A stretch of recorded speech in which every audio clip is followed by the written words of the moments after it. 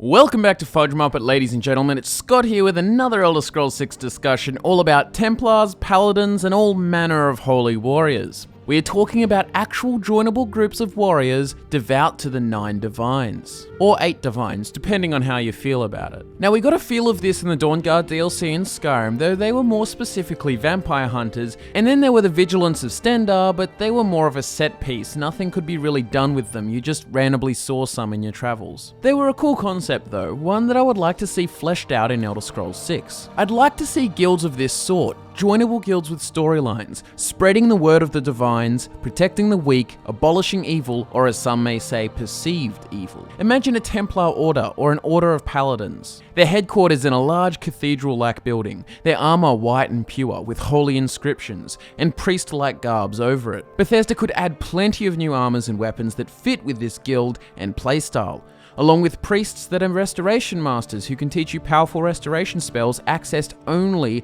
via joining the guild. It would be a great way for the player to explore the divines more in depth, interacting with priests and performing real charity, fighting the undead, all that kind of stuff. In addition, it would be great to read actual books and holy texts describing the word of the divines. It also provides players with the chance to play that goody two-shoes character, which would also allow other guilds to be allocated to more neutral or dark archetypes. Because there would be a clear good guy / holy knight faction, which by the way is just a typical point of view. Many could see them as intolerant knights of a faith unwarranted. Anyways, what I'm saying is you can have mercenary type guilds with a more neutral disposition rather than the honor-bound companions, or you could have both. The whole point is me just secretly wanting more guilds based upon ideologies and ways of life rather than what class you are, i.e. you're an assassin so you join the Dark Brotherhood, you're a warrior so you join the Companions. Anyways, that's a topic for another day. Back to the part about being a divine warrior.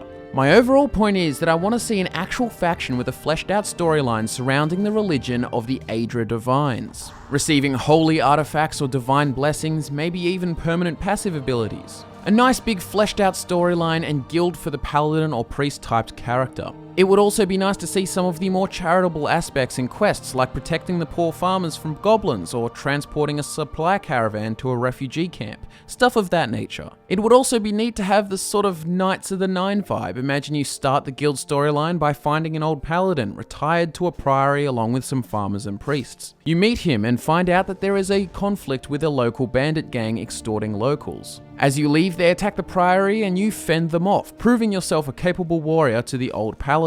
The old paladin is inspired once more and forces himself out of retirement, starting an order of holy warriors to protect the weak. You and the old paladin begin recruiting new members to become holy knights and perform noble quests. Over time, you make the order renowned and blah blah blah, the story goes on. Big conflict, big bad guy, big threat, you get the gist. I think you get the idea, but I just enjoy stirring your imagination. So I reckon that you should use that imagination in the comments and discuss this idea.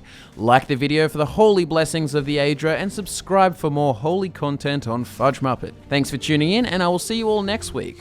Especially you, Blake.